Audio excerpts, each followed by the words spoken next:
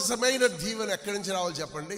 తండ్రి యొద్ద నుండి రావాలి. తండ్రి అనగా ఒక్క మాట సృష్టికర్త, తండ్రి అనగా బీజము, తండ్రి అనగా విత్తనము. తండ్రి యొద్దని సమస్తమును భూమి మీదకి మనకి దిగి రావాలి.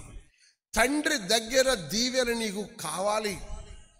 కానీ ఆ దీవెన రావాలంటే నువ్వు ఎలా ఉండాలి అంటే అడుగు జాడల గుర్తెరిగి నడవాలి. ఆకలైనా దప్పికైనా అవమానమైన నిలవాలి.